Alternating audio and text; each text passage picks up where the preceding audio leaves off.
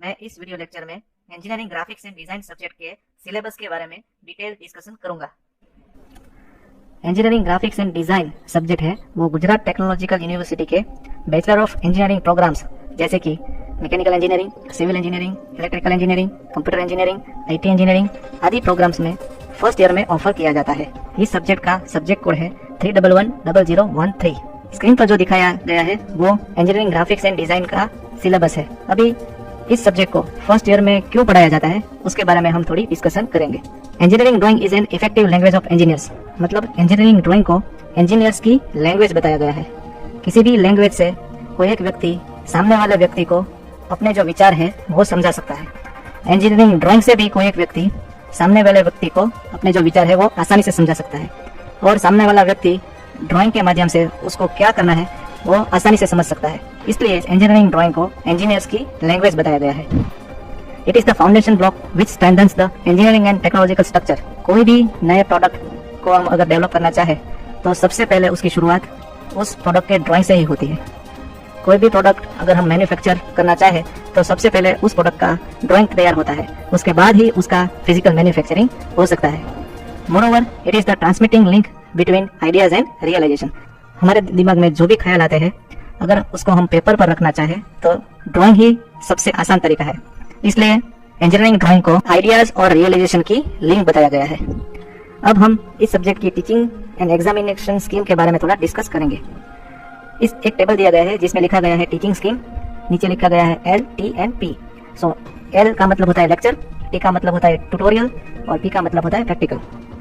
ये जो नीचे जो अंक दिया गया है लेक्चर के नीचे 2 लिखा गया है, इसका मतलब होता है इस सब्जेक्ट के पर वीक में 2 लेक्चर कंडक्ट किए होने चाहिए। T फॉर ट्यूटोरियल, ये 0 दिया गया है, मीन्स इस सब्जेक्ट में कोई भी ट्यूटोरियल का आवर नहीं है।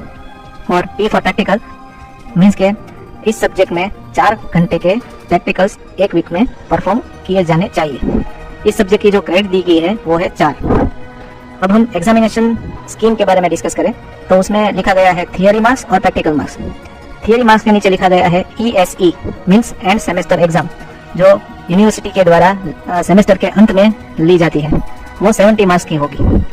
उसके बाजू में लिखा गया है PA मीन्स प्रोग्रेसिव असेसमेंट, जो मिड सेमेस्टर के रूप में इंस्टीट्यूट या कॉलेज के द्वारा उसको कंडक्ट किया जाएगा। प्रैक्टिकल मार्क्स के बारे में अगर हम देखें तो एंड सेमेस्टर एग्जाम वाइवा जो होता है वो इंस्टीट्यूट के द्वारा ही लिया जाएगा और उसका जो मार्क्स का वेटेज है वो है 30। Then after PA means progressive assessment यानी इंटरनल मार्क्स, जो कि इस सब्जेक्ट में जो भी शीट्स बनानी है उसके 20 मार्क्स हैं। टोटल मार्क्स जो इस सब्जेक्ट के हैं वो 150 है। अगर आप एनालिसिस करें तो केवल जो 70 मार्क्स की जो एंड सेमेस्टर एग्जाम है वो ही यूनिवर्सिटी कंडक्ट करेगी। बाकी के जो कंपोनेंट्स है 30, 30 और 20 यानी 80 मार्क्स के जो टोटल अलग कंपोनेंट है वो इंस्टीट्यूट के माध्यम से ही उसको कवर किया जाएगा। इस स्लाइड में engineering graphics and design subject के सिलेबस का पूरा कंटेंट दिया हुआ है जो हम डिस्कस करेंगे। ये पूरा सिलेबस जो है वो टोटल 9 यूनिट में दिया गया है और मैंने इस पूरे सब्जेक्ट को टोटल 12 शीट में कन्वर्ट किया है। मीन्स GTU के सिलेबस के हिसाब से 9 यूनिट को मैंने अपने हिसाब से 12 शीट्स में कन्वर्ट किया है। और ये जो 9 यूनिट में जो कौन कौन से कंटेंट है वो हम बारी बारी डिस्कस करेंगे। सबसे पहले है यूनिट नंबर 1, उसका नाम है इंट्रोडक्शन टू इंजीनियरिंग ग्राफिक्स। इसमें इंजीनियरिंग ड्राइंग इंस्ट्रूमेंट्स के बारे में सीखना पड़ेगा और इंजीनियरिंग ड्राइंग कैसे किया जाता है वो सब सीखना पड़ेगा। And plane scale, diagonal scale and representative fraction उसके बारे में पढ़ना है। तो इस पूरे यूनिट को मैंने टोटल 2 शीट्स में कन्वर्ट किया है, शीट नंबर 1 एंड 2। दूसरा यूनिट है उसका नाम है लोकायोग पॉइंट्स और मैंने इस यूनिट को शीट नंबर 3 कहा है। शीट नंबर 3 में हम लोकायोग पॉइंट्स पढ़ेंगे। देन यूनिट नंबर 3 उसका नाम है इंजीनियरिंग कर्व्स। ये पूरा यूनिट शीट नंबर 4 और शीट नंबर 5 में हम कवर करेंगे। शीट नंबर 4 में हम कवर करेंगे conic sections engineering curves and sheet number 5 में हम कवर करेंगे cycloidal, involute and spiral curves. इसके टेबल के बाजू में मॉड्यूल वेटेज दिया गया है, यानी कि यूनिट नंबर 1, 2 और 3 इस तीनों यूनिट का टोटल जो मॉड्यूल वेटेज है वो 20% है। मीन्स यूनिवर्सिटी की एग्जाम जो है वो 70 मार्क्स की है। 70 मार्क्स के 20% यानी 14 मार्क्स। तो 14 मार्क्स तक का क्वेश्चन जो है वो यूनिट नंबर 1, 2 एंड 3 में से आपको पूछे जाएंगे। देन यूनिट नंबर 4 उसका नाम है projections of points and line, जो कि हमारी शीट नंबर 6 होगी। देन यूनिट नंबर 5 उसका नाम है प्रोजेक्शन ऑफ प्लेन, यानी कि हमारी शीट नंबर 7 होगी। अगर आप देखें तो यूनिट नंबर 4 और 5 इस दोनों यूनिट का जो टोटल मॉड्यूल वेटेज है वो 30% दिया गया है, यानी कि 70 मार्क्स में से 21 मार्क्स के क्वेश्चन जो है वो यूनिट नंबर 4 और 5 में से होंगे। उसके बाद है यूनिट नंबर 6 जिसका नाम है projection of solids, section of solid and development of surfaces. इस यूनिट को मैंने 3 अलग अलग शीट में डिवाइड किया है, sheet number 8, 9 and 10। Unit number 6 का जो मॉड्यूल वेटेज है वो 15% है, यानी कि 70 मार्क्स का 15% मतलब कि 10 मार्क्स तक के क्वेश्चंस जो है वो यूनिट नंबर 6 में से पूछे जाएंगे। उसके बाद है यूनिट नंबर 7, उसका नाम है ऑर्थोग्राफिक प्रोजेक्शंस। यूनिट नंबर 7 जो है वो हमारी शीट नंबर 11 होगी। एंड यूनिट नंबर 8 उसका नाम है isometric projections and isometric view और ड्राइंग, जो कि हमारी शीट नंबर 12 होगी। ठीक है, तो यूनिट नंबर 7 और 8 ये दोनों यूनिट का जो टोटल मॉड्यूल वेटेज है वो 25% है, मीन्स के 70 मार्क्स के 25% यानी कि करीब 18 मार्क्स के क्वेश्चन जो है वो यूनिट नंबर 7 और 8 में से पूछे जाएंगे। उसके बाद का जो लास्ट यूनिट है वो है यूनिट नंबर 9, उसका नाम है कंप्यूटर एडेड ड्राइंग। इसका जो मॉड्यूल वेटेज है वो 10% है, मीन्स के 70 मार्क्स के 10% यानी कि 7 मार्क्स तक के क्वेश्चन जो है वो यूनिट नंबर 9 में से पूछे जाएंगे। यूनिट नंबर 9 में हमको एक ड्राइंग का जो सॉफ्टवेयर है उसका नाम है ऑटोकैड, वो सीखना है। आपकी कोई प्रैक्टिकल एग्जामिनेशन नहीं होगी, मगर जो इस सॉफ्टवेयर के जो बेसिक कमांड्स होते हैं उसका जो थियरी क्वेश्चन होगा वो इस यूनिट में से आपको पूछे जाएंगे। तो अगर आप देखेंगे यूनिट नंबर 1 से यूनिट नंबर 9 तक का जो टोटल मॉड्यूल वेटेज के हिसाब से जो हमने मार्क का डिवीजन किया है, तो फाइनली जो मार्क्स होंगे वो होंगे 70 मार्क्स। उसके बाद मैं एक बात कहना चाहूँगा, ये जो सब्जेक्ट है वो पूरा का पूरा ड्राइंग के आधारित है।